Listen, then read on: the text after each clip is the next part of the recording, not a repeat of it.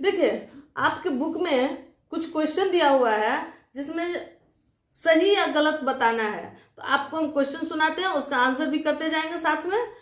साहित्य में पराधीनता के बोध एवं स्वतंत्रता की जरूरतों को स्पष्ट अभिव्यक्ति मिलने लगी थी। तो आपको हम बताए हैं कि जब साहित्य की रचना की गई थी तो उसका मुख्य उद्देश्य, जो साहित्यकार थे स्वतंत्रता का आंदोलन के समय में, तो उनका मुख्य उद्देश्य क्या होता था? पराधीनता का बोध कराना और स्वतंत्रता की आवश्यकता की जरूरत को बताना। तो ये सेंटेंस सही होगा। साहित्य में पराधीनता के बोध एवं स्वतंत्रता की जरूरतों को स्पष्ट अभिव्यक्ति मिलने लगी थी। चलिए अगला हम लोग देखते हैं। प्रेमचंद्र ने आनंद मठ की रचना की थी, क्या सही है या गलत है? तो ये गलत है, क्योंकि आनंद मठ की रचना किसने की थी? आपको बताया है, बंकिम चंद्र चट्टोपाध्याय, है ना। दूसरा है, रमेश चंद्र दत्त के उपन्यास में हिंदू समर्थक प्रवृत्ति देखने को मिलती है। तो आपको जानना होगा कि आप ही के बुक में दिया हुआ है कि रमेश चंद्र दत्त एक उपन्यास लिखे थे जिसका नाम था समाज, जिसमें वो अपने अतीत, भारत के अतीत के बारे में, है ना, वर्णन करते हैं और भारतीय अतीत को समृद्ध बताते हैं, अच्छा बताते हैं, जिसके माध्यम से उन्होंने हिंदू समर्थित बात की है। लेकिन इसका मतलब ये नहीं है कि वो आरसी दत्त, रमेश चंद्र दत्त हिंदुत्व को बढ़ावा देने की बात कर रहे हैं, वो संप्रदायवाद की बात कर रहे हैं। लेकिन उनका मानना है कि ऐसा हो सकता है कि लोग सांप्रदायिक सोच में कहीं ना कहीं उलझ न जाए, इस बात का वो आगाह कराते हैं लोगों को। तो चलिए आगे हम लोग देखते हैं। तो तीसरा पॉइंट भी क्या है? सही है आपका। चौथा पॉइंट देखिए, भारतेंदु हरिश्चंद्र ने भारतीय धन के लूट को नाटक के माध्यम से पर्दाफाश किया है। बिल्कुल सही है कि हम लोग जब पढ़े थे कि भारतेंदु हरिश्चंद्र ने अपनी पुस्तक भारत की दुर्दशा लिखी, उसमें उन्होंने यही दिखाने का काम किया है कि किस प्रकार से भारत का आर्थिक रूप से शोषण किया जा रहा है अंग्रेजों के माध्यम से। चलिए अगला पॉइंट, पांचवा, वंदे मातरम की गीत की रचना बंकिम चंद्र चटर्जी ने की थी। हाँ बिल्कुल सही है, क्योंकि जब हम लोग पढ़े थे कि आनंद मठ की रचना किसने की, तो बंकिम चंद्र चट्टोपाध्याय जी ने की थी।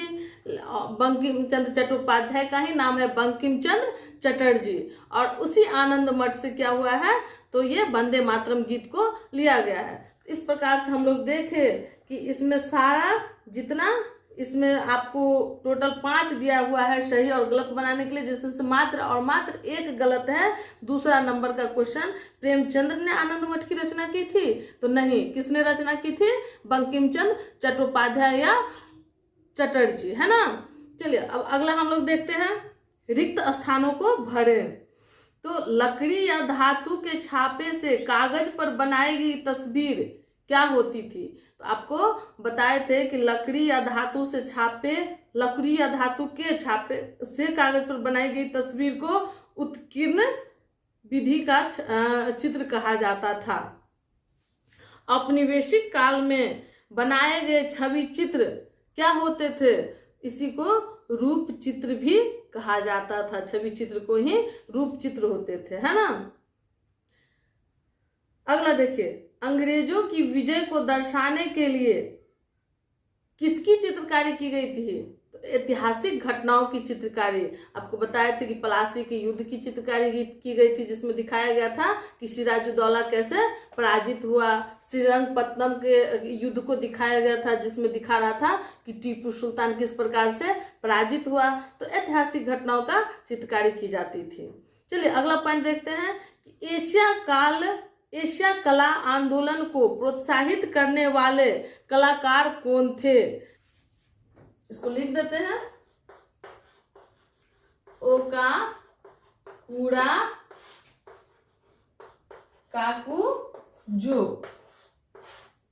थोड़ा सा जापानी भाषा का नाम है, इसलिए टेढ़ा मेढ़ा है, याद करने में दिक्कत होगा। तो क्योंकि ये जापान के व्यक्ति हैं, इसलिए इनका नाम ऐसा है।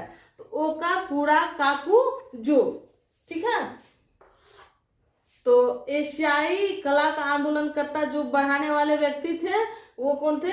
ओ का कूड़ा काकू जो। इस प्रकार से हम लोग सारा क्वेश्चन इसमें देख लिए। आगे देखिए, मिलान चिन्ह वाला है, जोड़ा लगाने वाला, उसको भी जान लेते हैं। उसमें है सेंट्रल पोस्ट ऑफिस कोलकाता, आपको बताए थे कि किस कला में बनाया हुआ है। तो ये बनाया हुआ है ग्रीक रोमन शैली में। पहले ही जब आप लोग को स्थापत्य कला बताए थे उसमें बताए थे।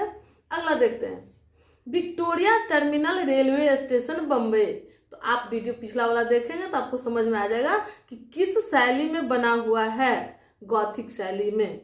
मद्रास लॉ कोर्ट, यह किस शैली में बना हुआ है, इंडो सारासेनिक शैली में। ठीक है, चलिए, तो इस प्रकार से सारा क्वेश्चन समाप्त होता है, ये चैप्टर भी समाप्त होता है। धन्यवाद। अगला चैप्टर हम लोग अगले दिन पढ़ेंगे।